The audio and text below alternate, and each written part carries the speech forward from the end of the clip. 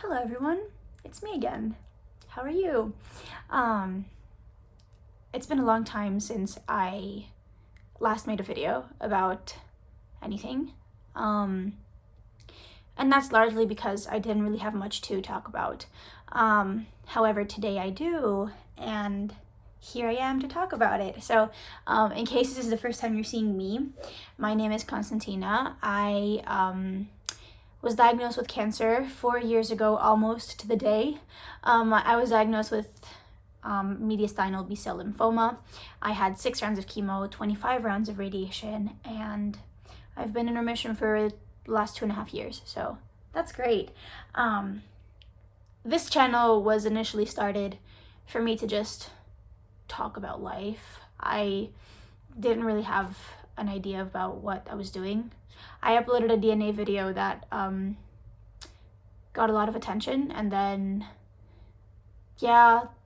that's really it. And then I just kind of vlogged through my cancer timeline, and I feel like that's helped a lot of people. It helped me mostly because it was an outlet for me to let out everything I was feeling that I couldn't really talk about with people because they just wouldn't understand.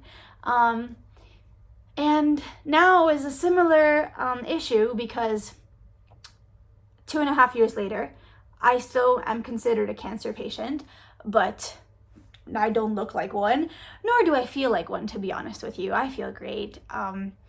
I have gone to the gym almost every day since I returned to Ireland. I've been, about that life now.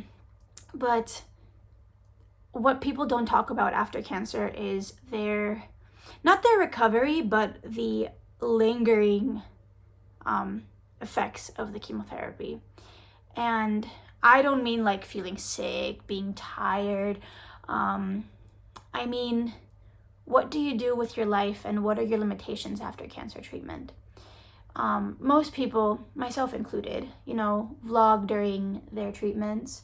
They post a lot on social media about the treatment itself, about the cancer itself, but not about how they deal with their cancer after cancer's done.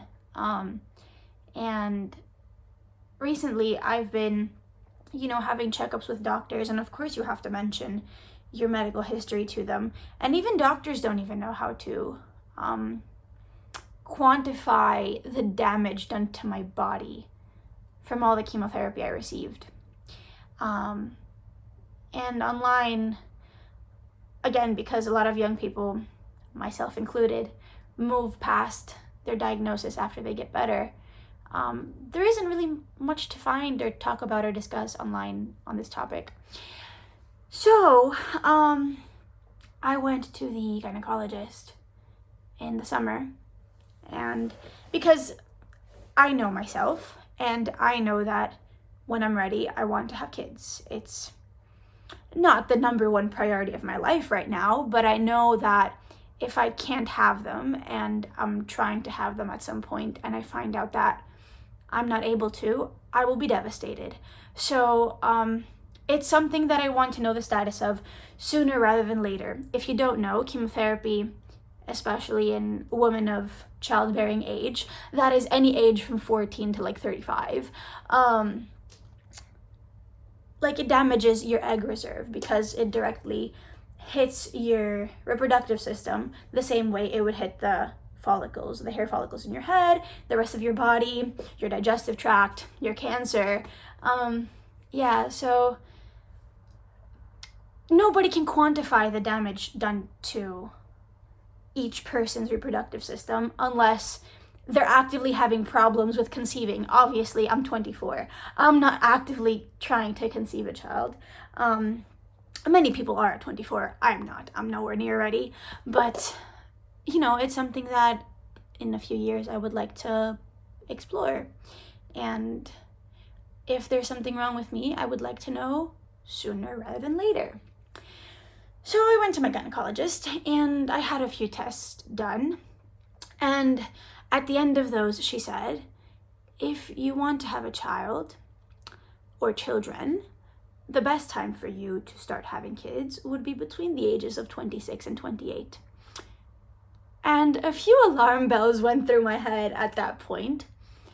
And I was like, well, crap. I'm 24. If I'm gonna have a child at 26, that means I need to have a partner, suitable income, and a house by the next 6 to 12 months. And, I was, wow.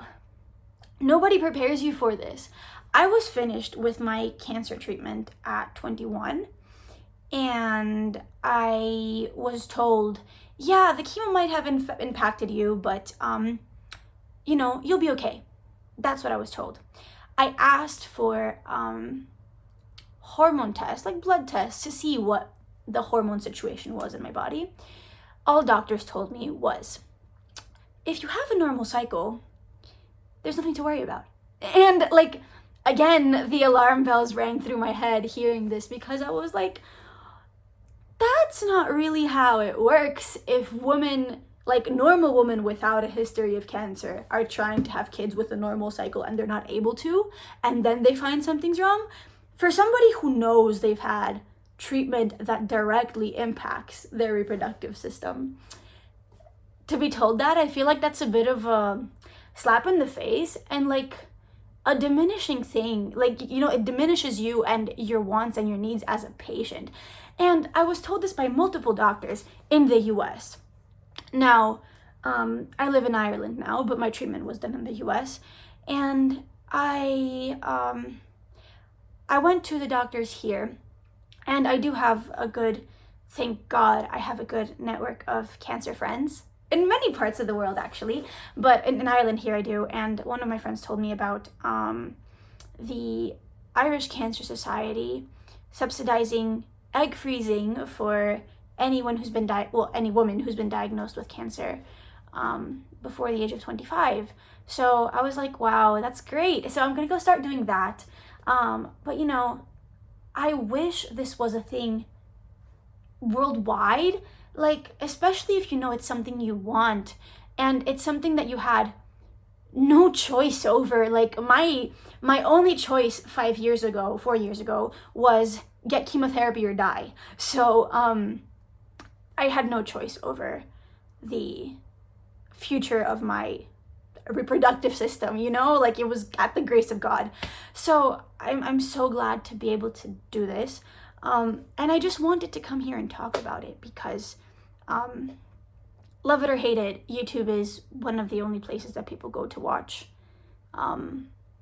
things that they are bothered by, they like. I actually used to follow a few cancer YouTubers, or people who vlog about their cancers, and their videos have started popping up on my feed again. So I've been getting more into it because I kind of want to keep up with these people. So I'm hoping that this video will do the same to others, and it will start a discussion and conversation about fertility and cancer, because nobody talks about it. Nobody talks about it. Nobody talks about the side effects that chemotherapy does down the line. Everyone talks about chemotherapy in the now, I have cancer, I'm getting chemo, it sucks. No one talks about I had chemo 20 years ago and now it sucks. So yeah, I don't even know why I'm even venting. It's just, I'm appalled at, I've been trying to bring attention to this issue, and my only solution given to me by medical professionals was have kids at 26. What? I should be able to have kids when I'm ready to have kids, right? Bringing a child to the world is a big financial investment.